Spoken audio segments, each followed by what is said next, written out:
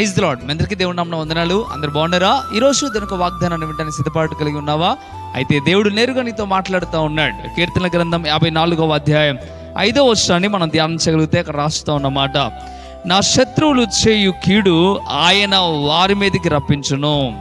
ఇక్కడ దేవుని యొక్క వాగ్దానాన్ని మనం చూడగలిగితే, ఎవరైతే నీ పైన శత్రువులుగా ఉండి ఎవరైతే నీ మీద దాడి చేయడానికి సిద్ధపడుతున్నారో, ఇదిగో వారు ఏ కీడైతే నీ మీదకి తలంచి ఉన్నారో ఆ కీడు నేరుగా వారి మీదకే వస్తుంది అని చెప్పడం ప్రారంభిస్తూ ఉన్నాడు. ఇక్కడ కీర్తనకారుడు కోరుకుంటూ ఉన్నాడు, యథార్థంగా న్యాయంగా దేవుని యొక్క వాక్యాన్ని బట్టి ఈ కీర్తనకారుడు కోరుకోవడం ప్రారంభిస్తూ ఉన్నాడు. ఏంటయ్యా అంటే, ఇదిగో అయ్యా, ఎవరైతే నా మీద కీడు కలిగి ఉన్నారో వారి మీదకి నీవు కీడు రప్పించే దేవుడు అని నేను విశ్వసిస్తున్నా. అది కూడా ఎలాగా? అన్యాయంగా కాదు, అది కూడా ఏదో స్వార్థపూరితంతో కాదు. అందుకే కింద వచనంలో రాస్తూ ఉన్నాడు, నీ సత్యమును బట్టి వారిని నశింపచేయము, నీ సత్యమును బట్టి వారిని నశింపచేయము అంటున్నాడు కీర్తనకారుడు. ఒకవేళ నీ శత్రువుని చూసి వాడు నాశనం అయిపోను, అదైపోను, ఇదైపోను నువ్వు అన్నంత మాత్రాన దేవుడు వారిని చేయడు. కానీ దేవుడు ఎప్పుడు నీ శత్రువు మీద దేవుడు విజయాన్ని నీకు ఇస్తాడు. వారు ఎప్పుడు నాశనం అవుతారు అంటే దేవుని యొక్క సత్యాన్ని బట్టి. అంటే వాడు తప్పు చేశాడా లేదా, నిజంగా యథార్థంగా ఉన్నాడా లేదా, నిజంగా ఇతరుల మీదకి కీడు రప్పించేవాడిగా ఉన్నాడా లేదా, ఇవన్నీ దేవుని సత్యాన్ని బట్టి ఏం చేస్తాడు దేవుడు అంటే వానికి తీర్పు తెచ్చడం ప్రారంభిస్తూ ఉంటాడు. నేనేదో భక్తి కలిగిన వాడిని కదా, నా ప్రార్థన దేవుడు విని ఈ రీతిగా చేస్తాడు అనుకోవడం కాదు. ఇదిగో దేవుడు ఎవరి పక్షాన ఏ రీతి అయిన న్యాయం ఉందో ప్రతిదీ పరిశీలన చేసి, ఇదిగో వాడి కీడును బట్టి వాడికి తగిన ప్రతిఫలాన్ని దేవుడు ఇస్తాడు.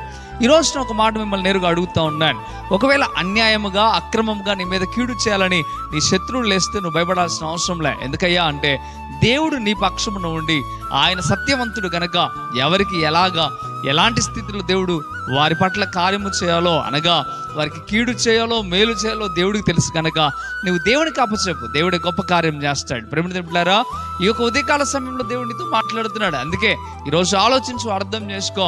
నీవు దేవునికి ప్రార్థన చేయి, నీ శత్రువులను బట్టి ప్రార్థన చేయి, ఇదిగో నీ మిత్రులను బట్టి ప్రార్థన చేయి, అందరి కొరకు ప్రార్థన చేయి. ఒకవేళ నీ శత్రువు ఇదిగో సరైన స్థితిలో లేనివాడైతే దేవుడే వారిని నాశనం చేస్తాడు అనే విషయాన్ని మర్చిపోకు. నీ శత్రువుని చూసి భయపడకు, నీ మీదకి లేసే వారిని చూసి భయపడకు, నిన్ను కృంగదీసే వారిని చూసి నువ్వు భయపడకు. దేవుడు తప్పక సత్యవంతుడు గనక ఏ రీతి అయిన తీర్పు తీర్చాలో, ఏ రీతిగా వారిని యొక్క గర్వాన్ని అణచాలో, ఏ రీతిగా వారికి నాశనాన్ని నడిపించాలో దేవుడికి బాగా తెలుసు కనుక దేవునికి అప్పచెప్పడం చాలా మంచిది. అందుకే దేవునికి వాక్యం చెప్తున్నమాట, దేవుని మీద ఆధారపడగలిగితే దేవుడి అన్ని విషయాల్లో మేలు చేస్తాడు. ఈ కీర్తనకారుడు అదే రీతిగా ఆధారపడ్డాడు. నీవు కూడా ఆధారపడాలని ఉదయకాల సమయంలో దేవుడిని స్పష్టంగా నీతో మాట్లాడటం ప్రారంభిస్తూ ఉన్నాడు. మంచిది.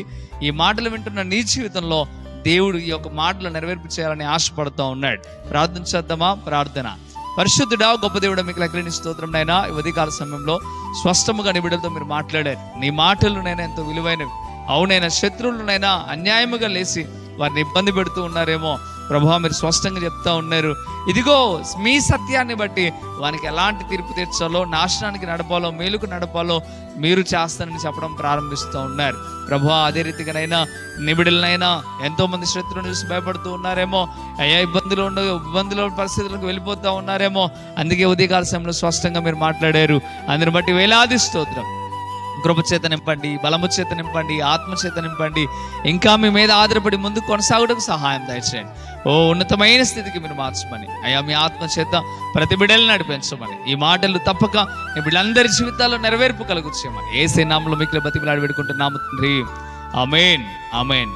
ప్రియమిత్రులారా, దేవుడి మాటల ద్వారా మిమ్మల్ని బలపరిచినట్లయితే తప్పక వీడియోని లైక్ చేయండి. అదే కాకుండా ఇంకా కృపా TV India YouTube channel subscribe చేసుకోకపోతే ఇకనైనా మీరు సబ్స్క్రైబ్ చేయండి. ఈ మాటల్ని అనేకులకు మీరు షేర్ చేయడం ద్వారా సువార్త ప్రకటించిన వారు అవుతారు, అనేకులను బలపరిచిన వారు అవుతారు. ప్రభు మిమ్మల్ని, మీ కుటుంబాలను దీవించి ఆశీర్వదించును గాక. ఆమేన్. God bless you.